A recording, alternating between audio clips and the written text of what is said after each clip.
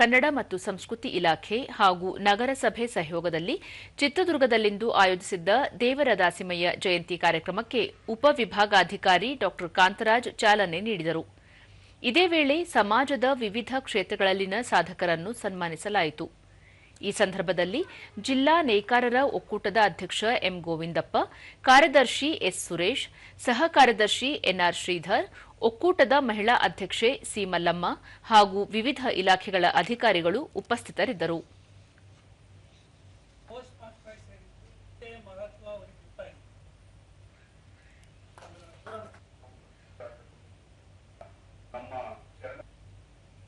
ಬಳಿಕ ಡಾ ಕಾಂತರಾಜ್, ಸುಮಾರು 2000 ವರ್ಷಗಳ ಇತಿಹಾಸ ಕನ್ನಡ ಸಾಹಿತ್ಯಕ್ಕಿದೆ.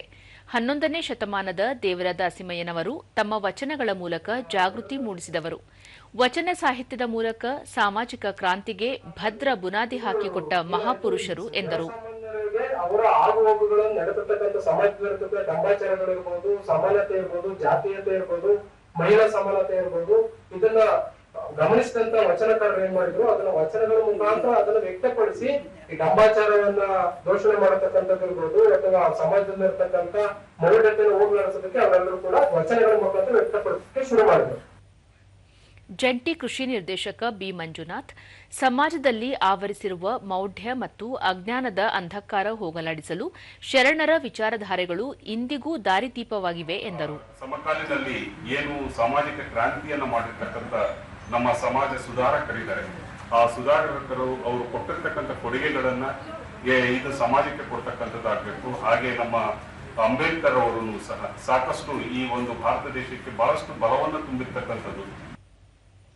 ಹಿರಿಯೂರು ಕೃಷಿ ಮತ್ತು ತೋಟಗಾರಿಕೆ ಮಹಾವಿದ್ಯಾಲಯದ ಡೀನ್ ಡಾ ಸುರೇಶ್ ಏಕಬೋಟಿ, ವಚನಕಾರರಾದ ದೇವರ ದಾಸಿಮಯ್ಯನವರ ವಚನಗಳಲ್ಲಿ ಸತ್ವ ಹಾಗೂ ಸಿದ್ಧಾಂತಗಳನ್ನು ಅಳವಡಿಸಿಕೊಂಡರೆ ಇಂದಿನ ಸಮಾಜ ಎದುರಿಸುತ್ತಿರುವ ಅನೇಕ ಸಮಸ್ಯೆಗಳಿಗೆ ಸೂಕ್ತ ಪರಿಹಾರ ಸಿಗಲಿದೆ ಎಂದು ಹೇಳಿದರು. ಇವತ್ತಿನ ಸಮಾಜದಲ್ಲಿರುವಂತಹ ಅನೇಕ ಪಿಡುಗುಗಳಿಗೆ ಒಂದು ಉತ್ತರ ಆಗುತ್ತೆ ಅಂತ ಭಾವಿಸ್ಕೊಂತ ನಾವೆಲ್ಲರೂ ಈ ಒಂದು ಜಯಂತಿಗಳನ್ನ ಆಚರಣೆ ಮಾಡಲಾರ್ದೆ, ಯಾಕಂತಂದ್ರೆ ನಾನು ಯಾವಾಗಲೂ ಒಂದು ಮಾತು ಹೇಳ್ತಿರ್ತೇನೆ, ಜಯಂತಿ ಅಂದ್ರೆ ಹಿಂದೆ 365 ದಿವಸ ಏನ್ ಮಾಡಿದ್ವಿ, ಮುಂದಿನ 365 ದಿವಸ ನಾವು ಏನ್ ಮಾಡ್ಬೇಕು ಅನ್ನೋದನ್ನ ನಾವು ನಿರ್ಧಾರ ಮಾಡುವ ದಿನವೇ ಒಂದು ಜಯಂತಿ.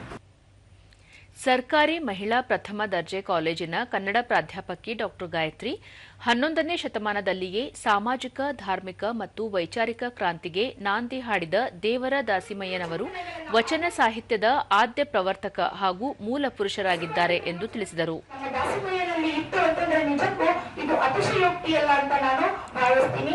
ಇದು ದಾಸಿಮಯ್ಯ ಕೇವಲ ದೇವಾಂಗ ಸಮುದಾಯ ಮಾತ್ರ ಅಲ್ಲ, ಇಡೀ ಸಮಾಜದ ಸುಧಾರಕರಾಗಿ ಇಡೀ ಸಮಾಜ ನಮ್ಮಯ್ಯ ದಾಸಿಮಯ್ಯ ಅಂತ ಹೇಳಿ